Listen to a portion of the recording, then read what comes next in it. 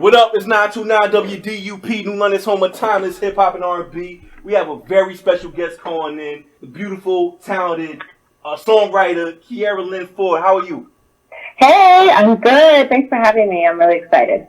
Thanks for calling in. So let's get off right to it. You know the stereotype. Somebody might look at you. You kind of like the R&B singer Maya, kind of like Beyonce, and they automatically think you are an R&B singer, but you do country.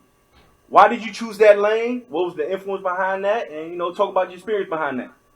Well, I don't want to sound cliche, but I didn't really choose it. It kind of chose me. Okay. And also, I didn't really know, what race was when I started singing. I didn't know I was black, to be honest with you, because I thought, brown meant Mexican, and, white meant white, and, darker skin meant, black. So I was, 5 years old, and my sister was like, you're black. You're not Mexican. I was like, oh, my bad.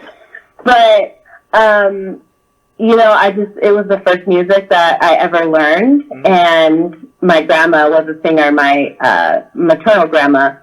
And she used to sing on the USO ships and for the Navy. She was Italian. Oh, wow. But she never really, realized her dreams. Her parents were strict, and they're like, no, you need to be a nurse. So she became a nurse, but she always wanted to sing. So when I came along and my mom thought that I had talent, my grandma was like, you should learn Patsy Cline, which is, a traditional country singer. Right. And that was, the first song that I ever learned. And it just clicked with me. And then throughout the years, I did all these singing competitions. And yeah, to be honest with you, I was always the only black person in the room, 100% of the time. And people would always say, oh, are you here to sing, in the gospel division or, the R&B division? And I'd be like, no, I'm here to sing the country division. And then I'd win, and then I'd win the overall title, and they'd be like, okay, guess so. So, it's just one of those things where you like what you like, and I'm really hoping to break some of these barriers that people put on. That's what I do like about R&B and pop and stuff, because it seems like you can be any race or age or whatever, and as long as your songs are good, the audience will accept you. Whereas with country music, there's still that stereotype there that it's people don't really have anything to compare me to. I think that's what it is in country music, because there's still no black women that are successful. So they can't be like, oh, you remind me of blah, blah. It's always, like you said, Alicia Keys or Maya or Beyonce, because that's all that they have to compare me to. But, I'm over it. I don't know what a country singer is supposed to look like, but it's authentic and it's who I am. And so eventually they're just going to have to let me in that door, because I've been kicking at it for a really long time. Absolutely, and it's needed, even with Lil Nas X, I know he tried to merge the hip hop with the country and stuff like that. I heard he was taking off the country charts because of, I guess it's a little bit of hip hop, the reaction as you told the country performing and stuff like that. What was the reaction from the country music community? Well, the thing is that you can't deny talent. Mm-hmm. So, and you can't really deny genuine passion. So, they might look at me, I stand up on stage, the room's kind of quiet, kind of like that 8 Mile moment, where everybody's like, what is this person doing? But as soon as I sing, and as soon as I can see, oh, okay, you can't deny it at that point. Yeah. You can hate all you want, but if I'm really have put the work in and have the God-given talent to blow these songs the way they're meant to be, performed, then I only get positive responses when I actually go out and perform. But I know that there's always that little skepticism that I have to deal with, or people thinking that I'm trying to do it just to bring attention to myself or something. And it's no, this is just who I am. I'm not trying to be cool. This is just who I am. Yeah, so the country situation, does the stereotype fit? Is it all MAGA hat wearing people, or, what's the whole vibe? You know what I'm saying? It can be, but I mean, there are black people that like country music. It's not as, popular. Right. Obviously, but it is a predominantly white genre. I mean, it is. There's no way. I mean, if you look, there's no Asian people. There's no Mexican people. There's no. I mean, it's pretty much white and a couple black dudes. Right. But you know, I don't think that it's. I just want to get through so that it's not even a thing anymore. Right. You know what I mean? Like, I'm so like we should be so beyond what people should look like when they sing. I mean, that's the last thing that people should be worried about. But it's been a blessing and a curse, you know. Sometimes it's held me back in ways, but then in other times, looking different has helped me with a lot of stuff. I got to go on tour with Vince Gill, who's won 25 million Grammys by now. Right. And, you know, and it's because I stood out, and I wasn't just like the normal looking person that sings country music. So, yeah. You know, I can't help who my parents are or what I look like or how I was born. I just know what's within me and where I want to go. And so I'm just going to keep on trucking along no matter. And, you know, I'm half white and I'm half black. So half my family is, oh, yeah. So you get it. Like, half my family is, like, you know, Democrats and half my family are Trump supporters. So I'm just kind of, like, in the middle, just trying to be Switzerland. You know, I'm just trying to. I just want to sing. That's all I'm trying to do. Yes, because, you know what I'm saying, I do the same thing. I feel like, you know, I have a kindred spirit with everybody who's mulatto, black and white, you know what I'm saying, because I am as well, you know. But I get confused as Puerto Rican a lot, so I have a lot of people say, mira, blah, blah, you know what I'm saying? No disrespect to the Spanish people, I just don't know it, you know what I mean? I know I say Nosotros and Biblioteca, that's all I know. You know what I'm saying? The library. So funny. Oh, but let me ask you this, right? So, normally during my interviews, yes, we are a hip-hop R&B station, and I mean, I'm intrigued by your story. That's why I'm glad you're able to call in. But I always ask every artist that come on, who's your top 5 dead or alive? So I'm moving to you. Who's your top 5 artist singers of all time, dead or alive? You know what I'm saying? Let's talk about that. Okay, well, you guys might not know some of these people because you're not really focused on country music, but Miranda Lambert, she's a country singer. She's my favorite. Let's see, dead or alive. Man, I like to do my homework and be prepared for this. Off the top, I want to say that there's so many. I don't want to disrespect anyone. Yeah, my fault. I know I put you on the spot, so, you know, if you want to just, you know, do that at the end of the interview. Yeah, Elvis, Miranda Lambert, Elvis Presley. I keep thinking Michael Jackson, but to be honest with you, like, the reason why is because I was managed by Joe Jackson, his dad, when I was like 10 years old. I've done my research, and I was going to ask about that. Matter of fact, I'll let you finish the top 5, but we're going to talk about that next. Oh, yeah, so that's 3. Yeah. And then I want to say, I mean, he's a DJ. He's a producer. Now you got me all flustered. We're gonna have to come back to this. I'll think of the last 2. But you mentioned that, you know, Joe Jackson used to manage you. For those who lived under a rock, Joe Jackson is the father of Michael Jackson, Janet Jackson, Jackson 5. He's an icon. But he has a reputation with him. Like, did Joe Jackson break out the belt on you? Or, yo, what was it like working with him? No, he did make me cry once. For real? But, he did. But my mom laughed. So that goes to show you the house that I was raised in.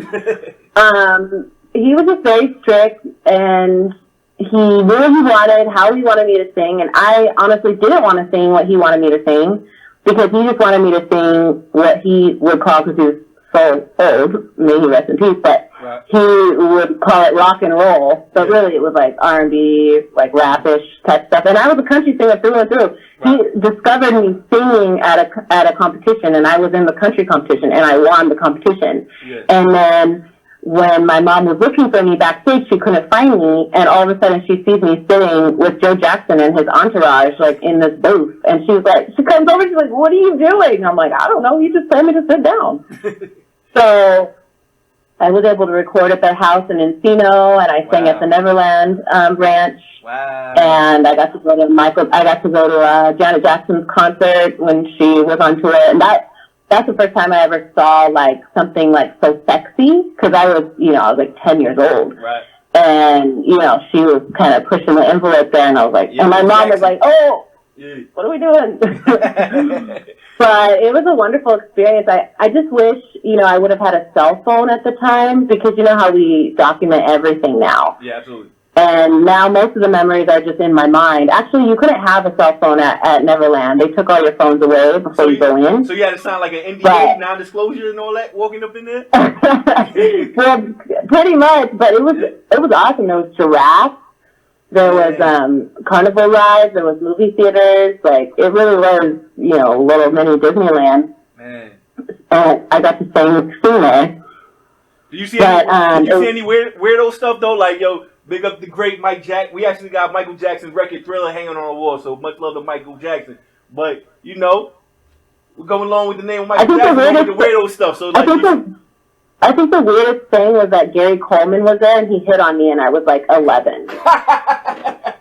And I was like, ew. And then, guess what happened? Like, 5 years later, I was on my list in Kids. And Gary Coleman was in that same episode, and he hit on me again. And I was like, bro, I'm still not 18. Like, you need to back up. Hey, Me Too movement. And I'm like, for real, like, he hit on everyone. Like, he hit on the production assistant, everyone. Did Gary Coleman have, like, games? Like, he had some bars, No! Everybody was like, bro, stop. So, so what was his pickup line? What was Gary Coleman's pickup line? I don't even want to remember. I probably blocked it out. I just remember that I was like, ew. And then he hit on my sister, who's older than me, and she was like, ew. Like, he was just, like, going down the line. Like, he was just, like, throwing out that hook and just hoping to catch a fish somewhere, and he was not succeeding in any way. And I was, like, 11. Hey, America, I was not expecting this. This is crazy, right? This is hilarious. You probably was having one too many drinks, or you probably doing one too many lines. I don't know what was going on with Gary Coleman, man, but that's crazy. Yeah, he was just desperate. But, he also rest in peace, poor guy. Oh, yeah, he passed. Damn, my bad. I think so. But, I mean, hey, the story, too. He really was doing all that, so whatever. Wow. That's crazy. So, at what point did you and Joe Jackson kind of split, working together? Or what caused it? Well, to be honest, he gave me a lot of amazing experiences, but he just did, after the Jackson 5 and Michael Jackson and all that, I don't think he really had the connections or the wherewithal or I don't know, he just couldn't really get anything going, It's like we did some stuff that nothing really went anywhere. You saw how he was. He tried to promote his label at Michael's funeral. Like, he was just reaching for... he made a phenomenon, and that whole era was hit. He was the king of that era. But once that kind of ended for him, I don't know. He just couldn't recreate it. You'd have to recreate something like that, anyways. Yeah. He's still living off the Jackson 5, vibes and all that. So I can see that. Somebody does something major, but they still don't got the juice. You can kind of see them still living off of that to kind of, facilitate something else for themselves. But let's talk about your acting. How you getting that? You on one of my favorite shows, I was just telling her off there, like, some of my favorite shows, of course, number 1 is Martin, number 2, Fresh Prince of Bel-Air, and number 3, a lot of people don't talk about, is My Wife and Kids. Let's talk about your acting and your experience on that set. Yeah, well, I was acting forever, since I was a young child. Because my dad, he plays the saxophone for Little Richard. Oh, wow. And yeah, he toured with him, our whole, way before I was born, and until he retired. I'm sorry to cut you off, but Little Richard be out here in New London. I guess he's like a Seventh-day Adventist or something. There's like a He is. Yeah, he be out here in New London, Connecticut. I told you, my city popping. I know. I've been sleeping on Connecticut. I didn't even come through. Yeah, word. But yeah. So my mom, she put me in beauty pageants when I was little. So right. I was in beauty pageants from like 3 years old until like maybe 10. And one of the beauty pageants was had an acting category. Mm-hmm. And I ended up winning the acting category. And then all the judges were Hollywood agents. Right. So I was able to get an agent right away. And then, like, on one of my first couple of auditions I booked, I was on, like, Disney shows. I did Molesting Kids. I even had a little, I was a little kid. I was on Living Single. I was, like, super small. That was, like, one of my first roles with Queen Hey, you was on Living Single? Man, that's a classic. Wow. Yeah, I was, like, really small. I was, like, in this batting cage, and she was, like, on a date, and I, like, made her date look stupid. Like, it was just, like, a little, like, walk-on role, just, like, a couple lines. That's dope. But what happened with... I'm sorry. Go ahead. No, I'm sorry. But what happened with that was that I auditioned. You know, the room was, like, in love with me. They booked me. Mm-hmm. I got to the set. I'm all excited. You know, I had my dressing room and everything like that. I get to the set, and I'm looking through the script, and I'm not in it at all. Mm-hmm. And so I go to the production assistant, and I'm like, I can't find the pages I'm on. I can't, you know, practice or whatever. Yeah. And he's like, that's weird. So then he goes to the writers, and they go, oh, sorry, like, we wrote your part out. So he comes back, and I just start bawling my eyes out. Because, like, I'm already on set. My name is already on a dressing room. Yeah. I'm with Queen Latifah. Like, what do you mean I'm not in it anymore? But that's just, like, the nature of the game. And he felt so bad. He's like, let me go talk to them. So he went and asked Queen Latifah, like, hey, there's a girl here. They didn't contact her before. Right. So she's already here. Yeah. And she's crying. And so she's like, tell the writers to give her at least, like, you know, write her back in somehow. Mm-hmm. So they wrote me back in. So that's how I was able to, like, continue on the show. But, yeah. That's dope. So, what was your favorite acting role? Well, I did this independent film. It was called The Summoning, and it went all over to, like, Sundance and stuff like that. And I ended up winning a Best Actor. Okay. It was for a film festival in Spain. And all of the people that were in that film are, like, have really good acting careers now. Right. There's this girl, Haley. She's a girl with the big curly hair. She's on Deal or No Deal. I know if you saw a picture of her, you know. She's on everything. But she played my best friend. We're still friends. So it was just, like, very challenging as an actor because it was, you know, my mom died in the movie and I was trying to summon her spirit and I got into witchcraft. It was just very, like, dramatic and challenging and something that I'm, like, proud of. Hold on.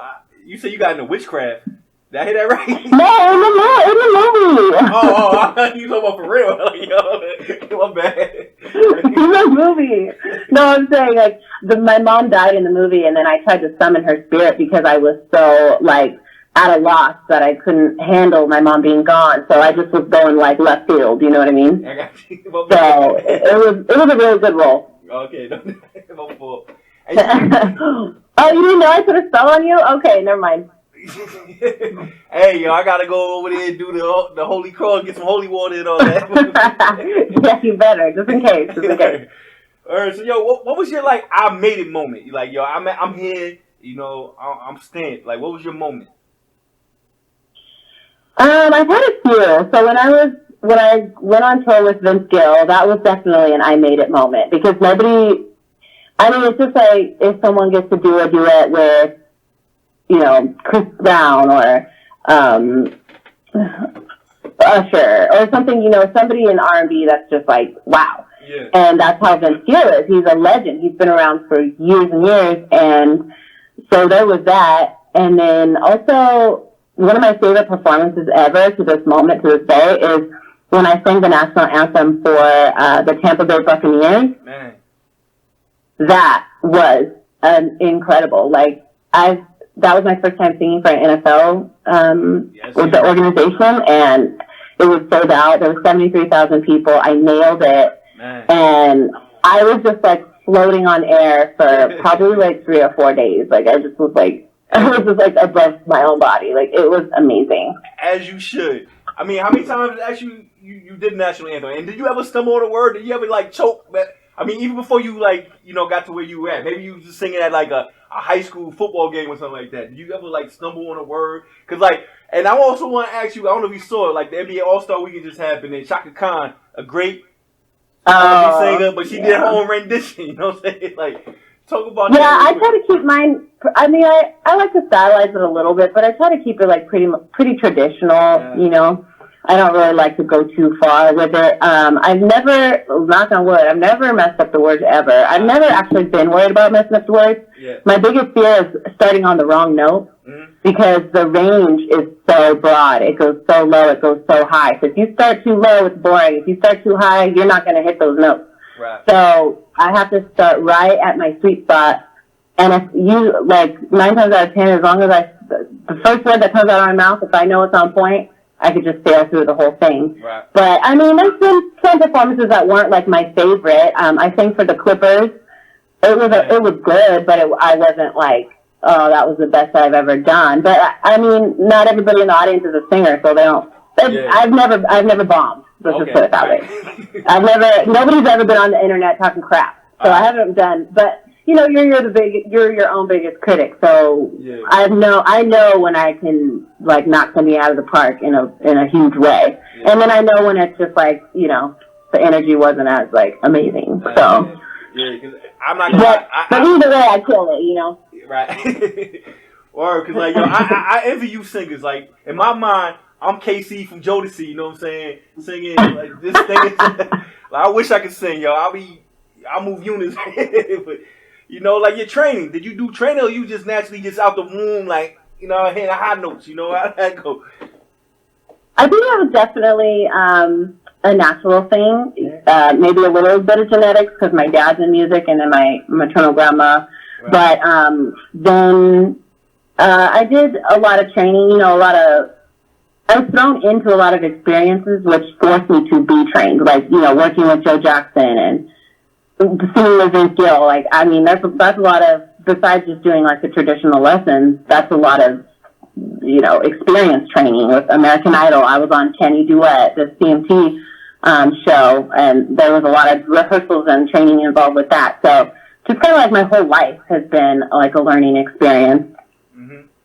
Okay, and you mentioned American Idol. I was going to get to that. You know, what was that whole experience like, being on there, being judged? Were you there when Simon was still there, or was it post-Simon? No. Oh. No. Well, to be honest with you, I tried out 12 times before I made American Idol. Oh, wow. Because, yeah, and my mom always gets mad when I say that. She's like, don't tell people that. I'm like, it's not because I wasn't good. Yeah. It's because thousands of people try out. Yeah. And every year, they're looking for something specific. You know, it's a TV show. People think, oh, these people just walk on off the street.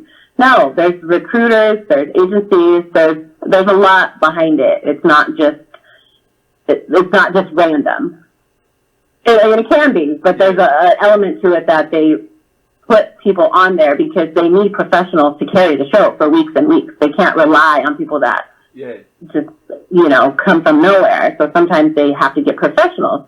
So I kept trying out, and then I almost made it one year when I was only 16 years old, and he was so mean to me. He literally told me that him and Randy were both haters, and he said I was wearing, like, this cute denim skirt. It's like the normal stuff I always wear. Yeah. And he said, oh, you singing country music is just a gimmick. Like, you're just trying to get attention. Wow. And I was like, what? Like, if I would have had the mind I had now, I would have been like, oh, because I'm black? Yep. Because really, like, how else? Like, I'm wearing a skirt and a tank top. Like, what costume is this? Like, so it was definitely one of those things that, like, you don't look like you sing country. You're just trying to get attention.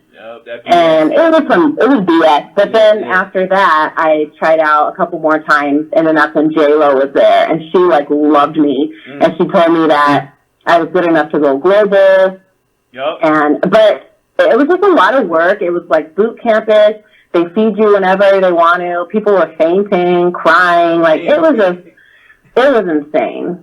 Man, that sounds like a refugee camp or something. That sounds crazy. It was. I'm telling you. Like, the behind the scenes, and then they don't pay you until you reach top 10. Dang. So, like, you know, I'm not married. I don't have kids. I don't, like, you know, it doesn't matter to me if I'll do something because of, like, the promising, like, long-term benefits. But some people were quitting their jobs, leaving their families, and I was just like, man, this is intense. Yo, you kind of got to feel away. Like, yo, it's like somebody out there who has no talent, and they feeling themselves. It's like, yo, I'm about to throw it all the way. I'm going to quit my job just to always go all the way out there just to take an L.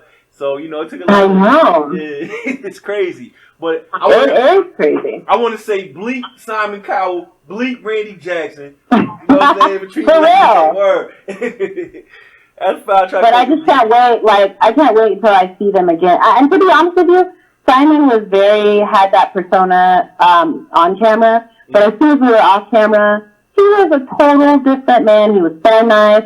He was complimenting. And I was like, bro, you just tried to embarrass me on TV, and you didn't think like that? Because I confronted him after, and I was like, why would you say that about me? Like, you really think I'm not good? Like, I mean, I don't mind taking feedback, but come on, like, I'm not a joke. Whoa. And he was like, oh, no, I don't think that, blah, blah, blah. I was like, oh, whatever. So it was just like an acting TV thing, you know. Yeah, think about the irony of that. The irony of that, you know, he said you're a gimmick, but then you wind up being the gimmick. That's crazy. Oh man, see, I was smarter back then. I could have said some good stuff like that. Dang it! Now you give me a line and I can't even use it.